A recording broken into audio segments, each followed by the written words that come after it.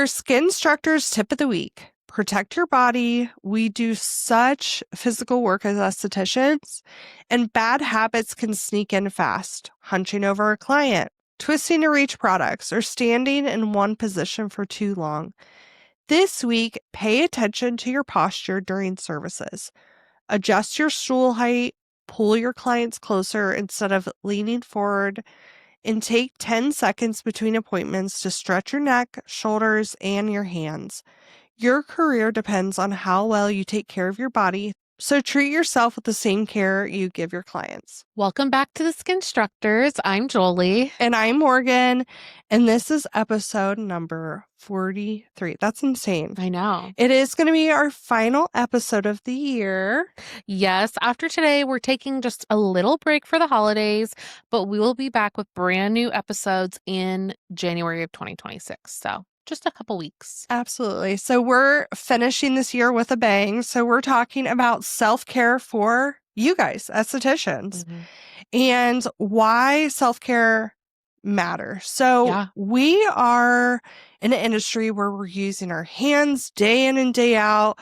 We're giving all of our energy to our clients, and burnout can sneak up real quick. You know, this industry is full of emotional labor because clients are sharing with us their struggles, their pain, their celebrations too, but all of that can be very laboring. Yeah. Additionally, of course, physical labor. I know when I was in the treatment room, there were nights where I would come home and I couldn't lift my arms up to get my shirt off. It's hard work.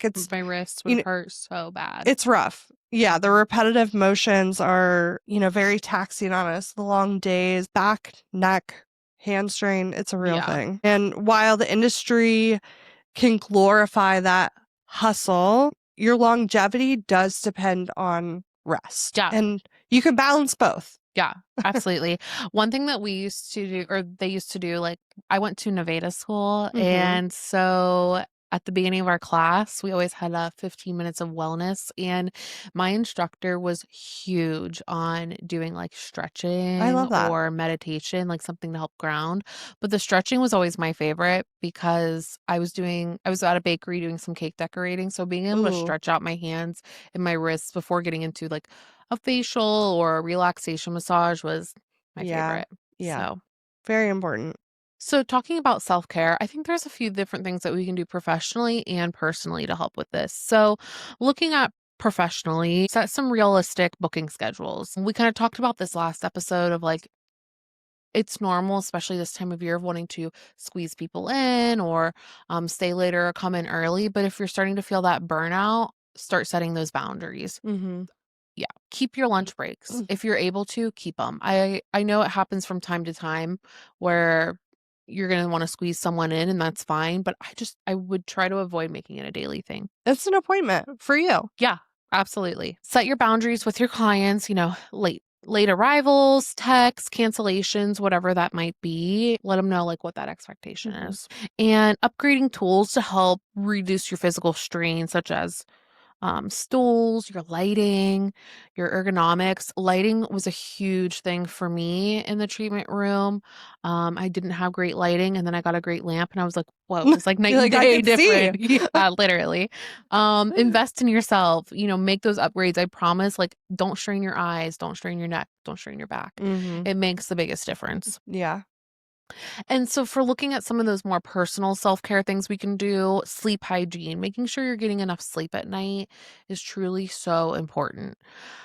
I can't go without at least 7 hours of sleep. Like if I don't, yeah, for me personally, I have to sleep at least 7. If I'm anything less than that, I feel miserable. Girl, I'm like 9, 10.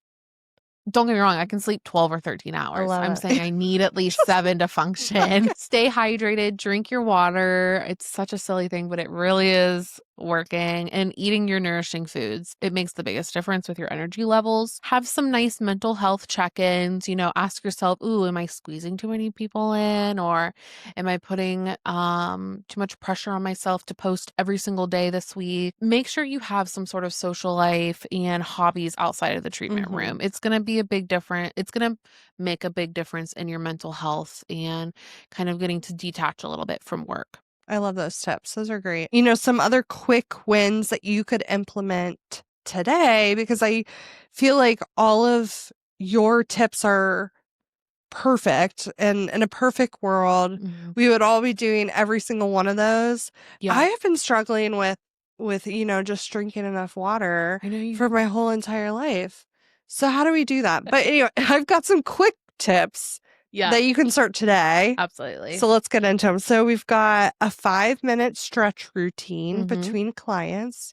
Easy peasy. I love it. That's Clean my up your favorite thing. room super fast. Yeah. And then you can stretch. Yeah, Stretch while your you're arms. Yeah. pre-packing your lunch. So meal prepping is a game changer.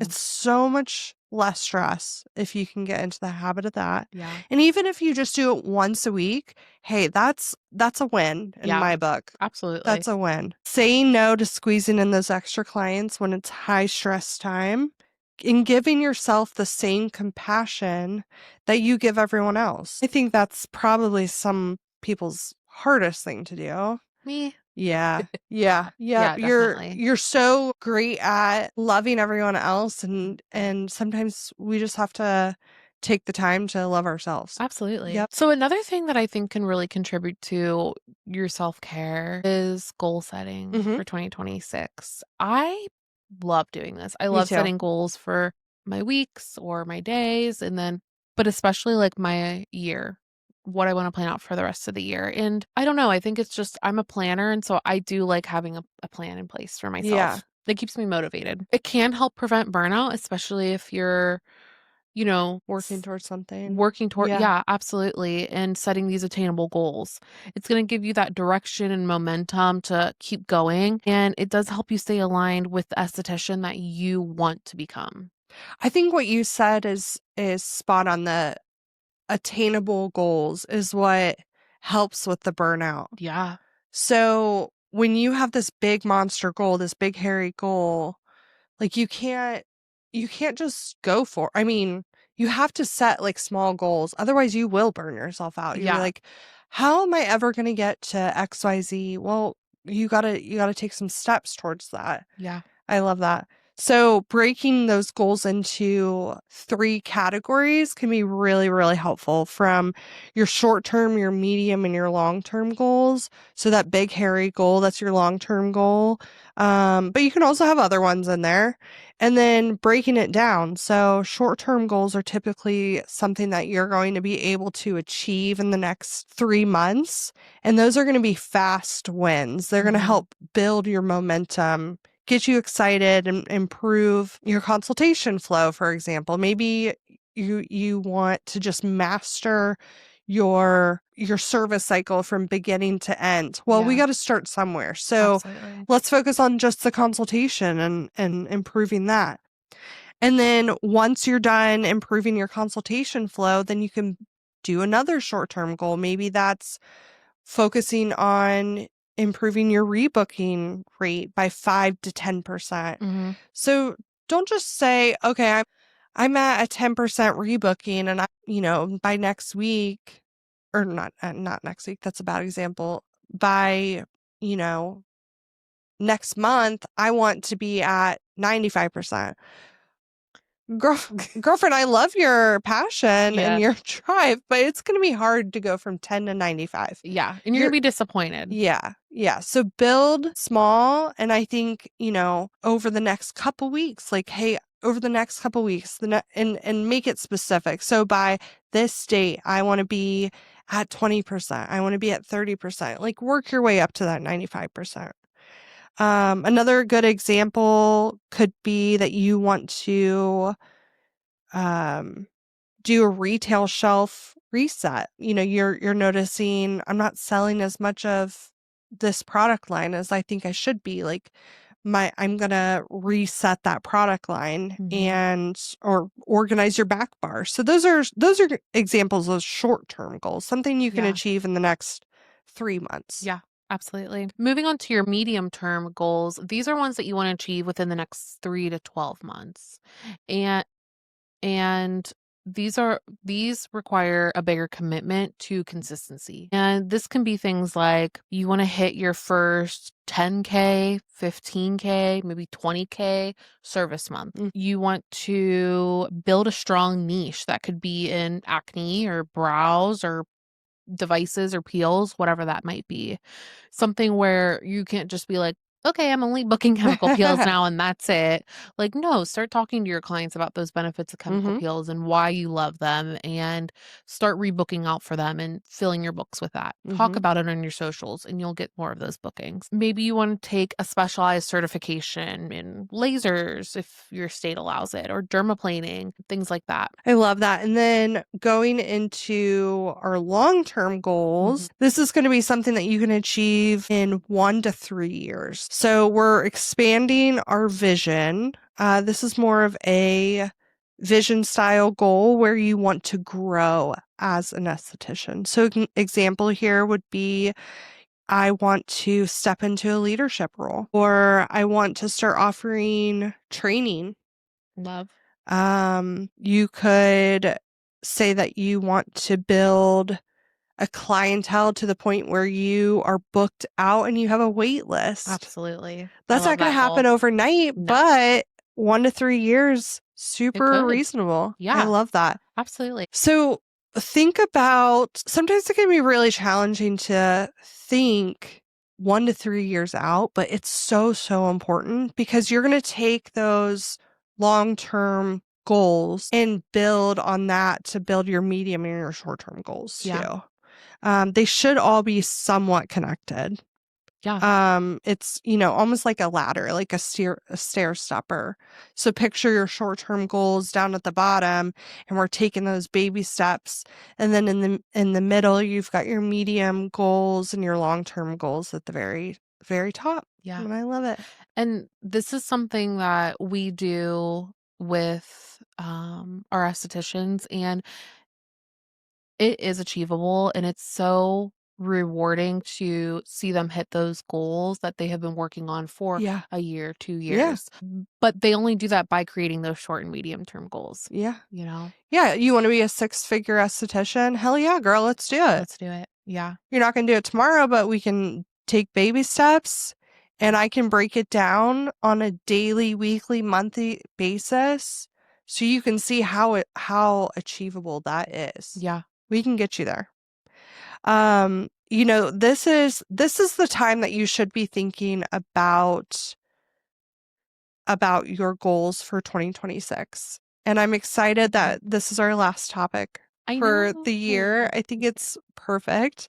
I would be remiss if we didn't talk about setting more business and financial goals too, because that's so important. We can't just not talk about money. Like it has to happen. So, sprinkled into any timeline, whether you're looking at your short-term goal of in the next 3 months, I want to be able to pay for that Disney vacation, or a long-term goal of in the next 1 to 3 years. Well, you would want to be more specific. So this year, I want to be $100,000. I want to bring in $100,000. That's going to help you with your income goals of breaking down every month what you need to do and increasing those average service tickets.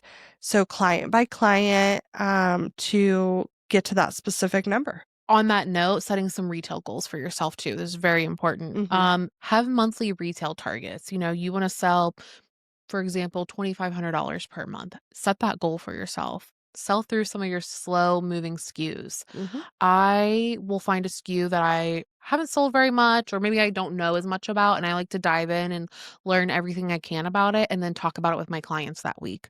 I think setting yourself some retail goals is really huge. So then that way you're not letting products get expired and wasting some of that potential. Oh my gosh, I would cry. Yeah, me too.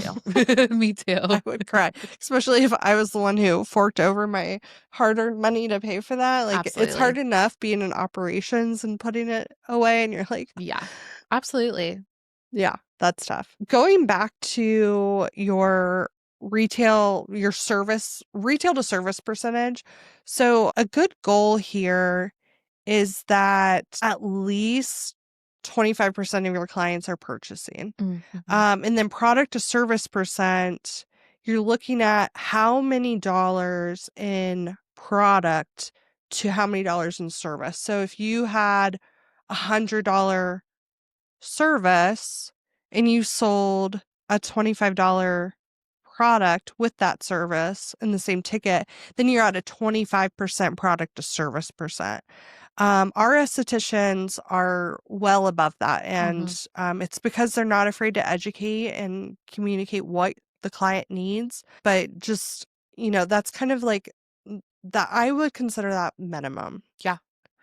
So when you're thinking about how many clients should be purchasing, you should be aiming for at least 50% of your clients purchasing. Mm-hmm. All right. And then when it comes to growing your clientele, you got to dig into the numbers here. And I know I'm number hungry and I love numbers.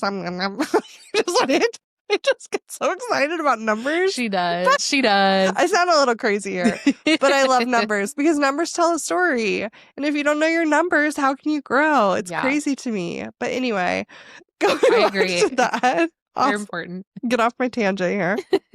When you're digging into your clientele, know what you've seen in the past month, in the past quarter, in the past year, and set a goal to grow that. So if you saw, I don't know, 50 clients last month, let's increase it by 10%. And get up to 55. Yeah. And keep on moving in the right direction.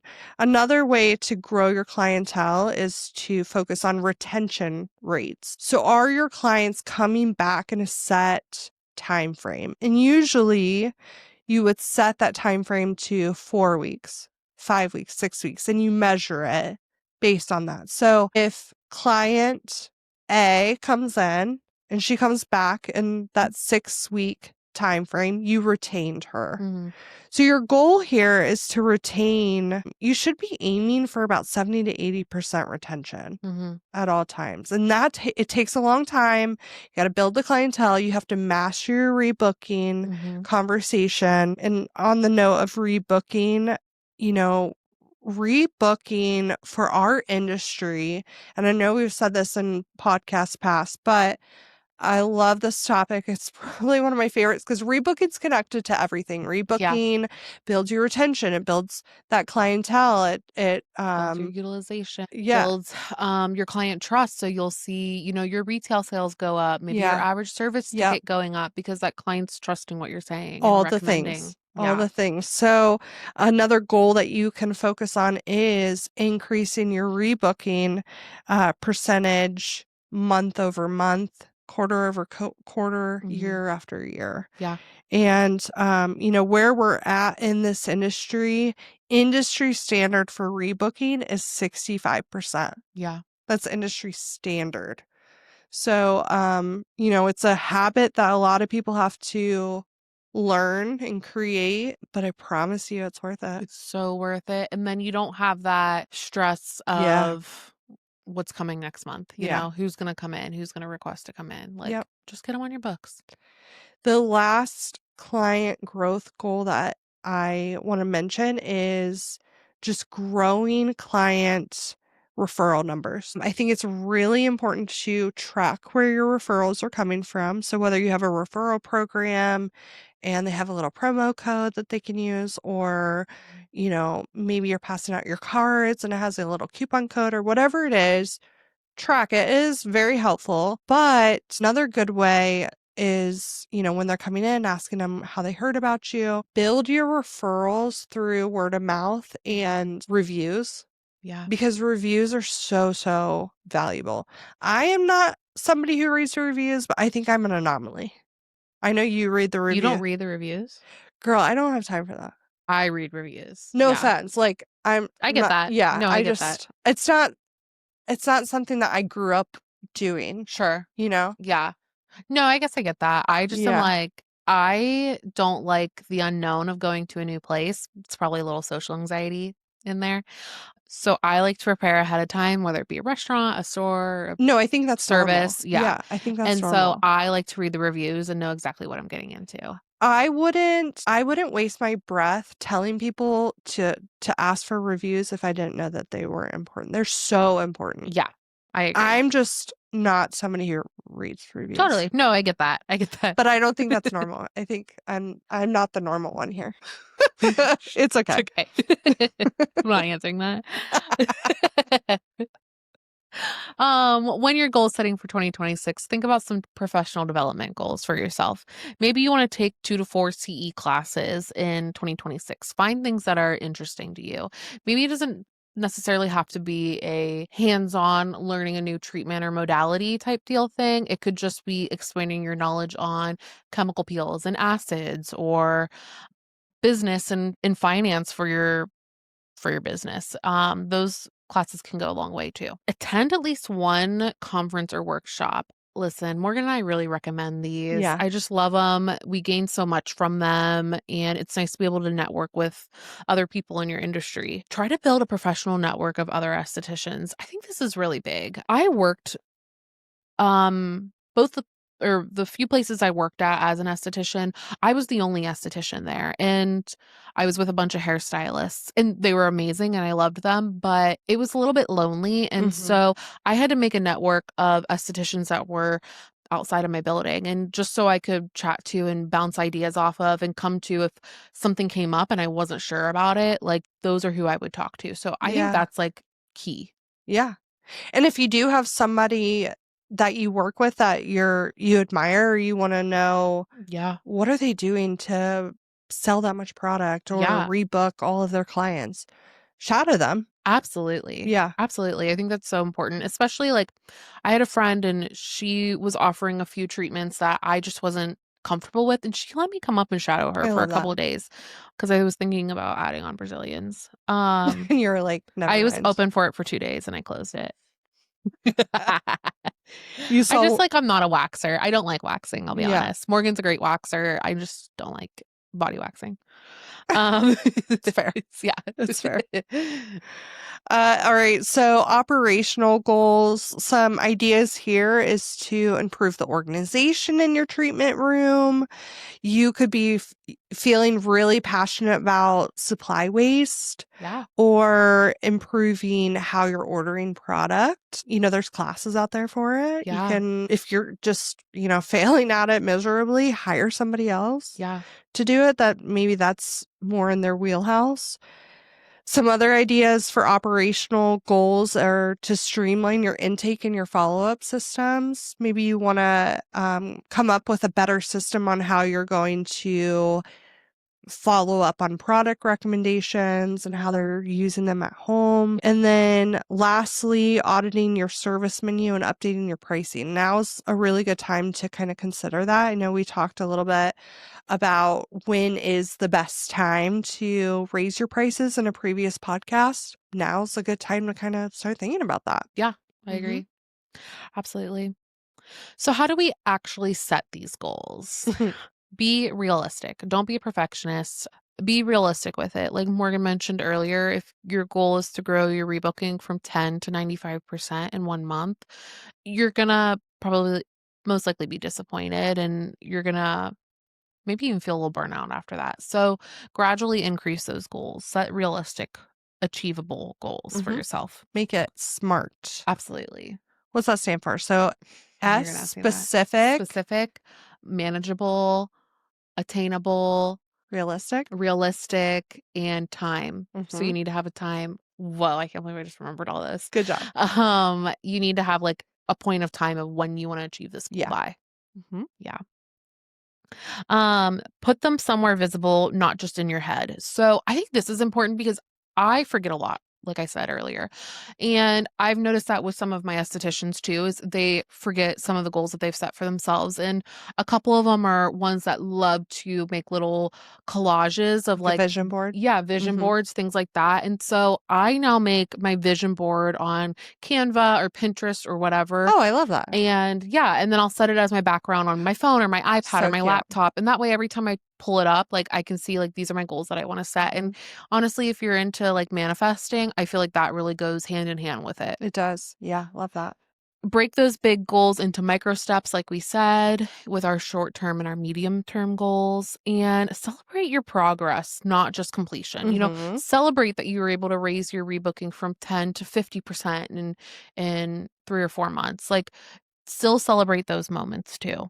And revisit quarterly to maybe adjust or pivot your goals. Maybe for the first quarter of the year, you wanted to sell $10,000 in product and you didn't quite hit that. So maybe double check and see what you want to revisit to what your end goal is. Love. Love, love, love. All right. So, homework assignment for this week and for the next 2 weeks. Leading up to 2026, we want you to write down one short-term goal, one medium-term goal, and one long-term goal for yourself as an esthetician going into next year. So put them somewhere you'll actually see. I love your idea, Jolie, of doing the little digital vision board and having it as your background. This is so cute. But you could also put it on your mirror, your planner, your treatment room station, and then set one tiny action step that you can take this week to work towards those goals. Absolutely. And if you do this, let us know. Oh my gosh, I'd love send to us a hear picture, it. please. Yeah. Please. I love to know about people's goals. Love, love, love. Thank you for spending an incredible year with us. We have really felt so excited about this journey, and I'm so glad that you guys are joining us along the way. Can't believe we're already like recapping on our first No, year this is almost. crazy. Yeah. We hope that you rest, recover, recharge, and take care of yourselves this season. And we'll be taking a very short break, just a couple weeks, but we'll be back in January of 2026 with so many exciting episodes. And as always, don't hesitate to educate.